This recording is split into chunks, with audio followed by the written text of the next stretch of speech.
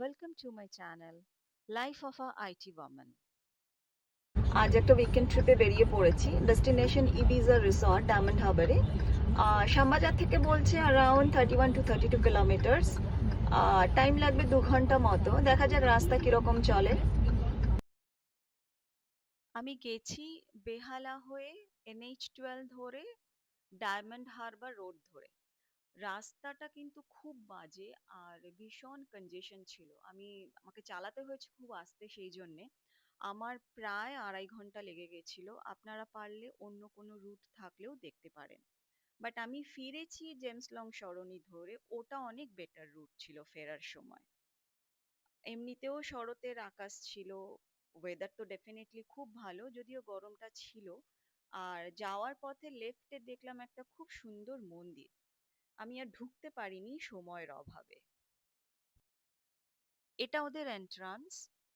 দুর্গাপুজোর জন্য এরকম ডেকোরেশন করে রেখেছে।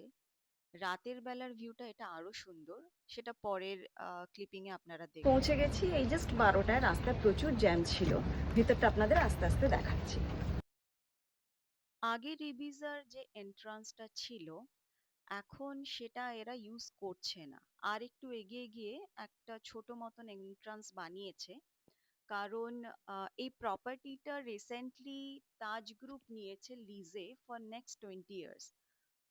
সো সেই জন্য এদের এখানে একটা খুব বিশাল কনস্ট্রাকশন করছে, ওরা ভিতরটা রেনোভেট করছে। উম, তাজ টেক ওভার নেওয়ার পরে এটা রেটটা এবং এটা চেহারাটা পুরোপুরি আমার মনে হচ্ছে বদলে যাবে। এই রাস্তাটা যাচ্ছে টুয়ার্ডস কটেজ।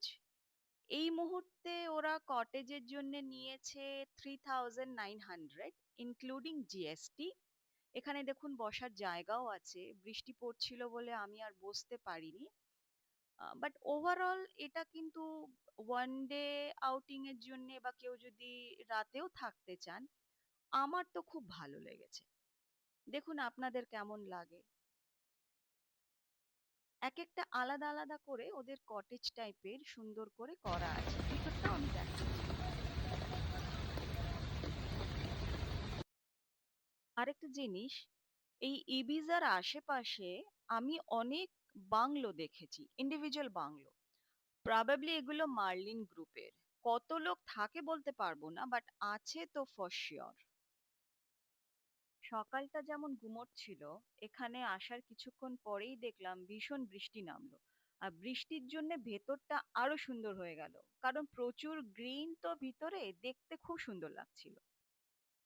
প্রপার্টিটাতে অনেক কিছুই হয়তো ছিল বা এখনো আছে, বাট এখন ম্যাক্সিমাম জিনিসই আনঅ্যাভেলেবল, দেখা যাচ্ছে না। কারণ এদের রেনোভেশন চলছে তো। আহ, এরা একটা অন্যরকম ভাবে সাজাতে চাইছে, আমার যেটা মনে হলো দেখে। এখানে অনেক কিছুই আছে, বাট রাইট নাও শুধু বোটিংটা অ্যাভেলেবল। বিকেল 5টার পরে বললে ওরা করিয়ে দেবে। বাস্কেটবল বা ব্যাডমিন্টন এগুলো আমি দেখেছি, বাট প্রবাবলি এখন চলছে না। এটা কটেজের ভিতরটা, আগেই বলেছি 3,900 ইনক্লুডিং জিএসটি। এখানে থাকলে কিন্তু ওরা সকালে বাফে ব্রেকফাস্টটা দিয়ে দেবে।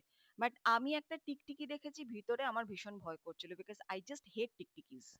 ওদের আগের সুইমিং পুলটা বন্ধ আছে। একটু দূরে ওরা আরেকটা সুইমিং পুল নতুন খুলেছে, যেখানে বললে ওরা গলফ কারে করে নিয়ে যাবে, আবার নিয়েও আসবে। চেঞ্জ রুমটা কিন্তু খুব ভালো। তখন প্রচন্ড বৃষ্টি পড়ছে, বাজ পড়ছে, সেই সময় যাচ্ছি জাস্ট লাঞ্চ করতে। এটা ওদের ক্যাফেটেরিয়া এরিয়া। তো লাঞ্চ অর্ডার করেছি। They don't have buffet in lunch or dinner. I believe they have buffet in breakfast. So let's see how the lunch will turn out. লাঞ্চে ছিল রাইস, সাথে vegetable, salad, mutton কষা, মুগ ডাল with ঘি, একটা grill chicken with mashed potato. ওদের service and price আমার একদম ঠিকঠাক লেগেছে।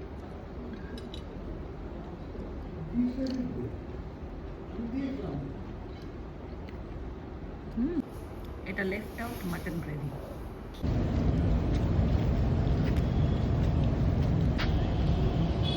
এটা হচ্ছে ইবিজার এন্ট্রান্সটা। সন্ধ্যেবেলা এরা এরকম দুর্গাপুজোর জন্য লাইটিং করেছে, খুব সুন্দর লাগছে কিন্তু দেখতে। আর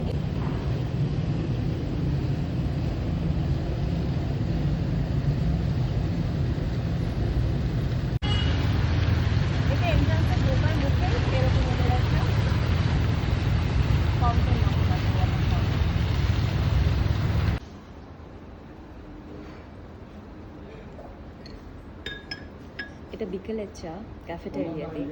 বাইরেটা না একদম বেশ আলো আঁধারির একটা এনভায়রনমেন্ট। এরা দেখছি খুব একটা লাইট দেয়নি, এর একদম বৃষ্টি পড়ে আছে, দারুণ লাগছে দেখতে। ওয়েদারটাও কিন্তু খুব ভালো হয়ে গেছে আজকে।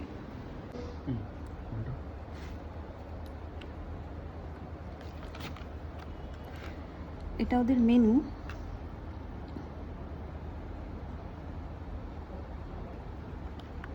দে have Mexican also, they have Thai also, continental আছে, ইন্ডিয়ান তো থাকবেই ডেফিনেটলি। এখন শুধু নর্থ ইন্ডিয়ান আর বেঙ্গলি ফুডই পাওয়া যাচ্ছে। অন্য ওদের চাইনিজ বা কন্টিনেন্টালে বলছে আজকে শেফ নেই। Dinner was saute vegetables and saute chicken. একটু ট্রাই করে দেখি চিকেনটা। আমি একটু আর্লি ডিনার নিয়েছিলাম কারণ আমাকে আবার 2 ঘন্টা ড্রাইভ করে ফিরতে হবে। নেক্সট ট্রিপটায় আপনারা যদি আরো কোনো ইনফরমেশন জানতে চান আমাকে অবশ্যই জানাবেন। আর যদি আমার ভিডিও ভালো লেগে থাকে অবশ্যই সাবস্ক্রাইব এন্ড লাইক করবেন। Thank you everyone for watching.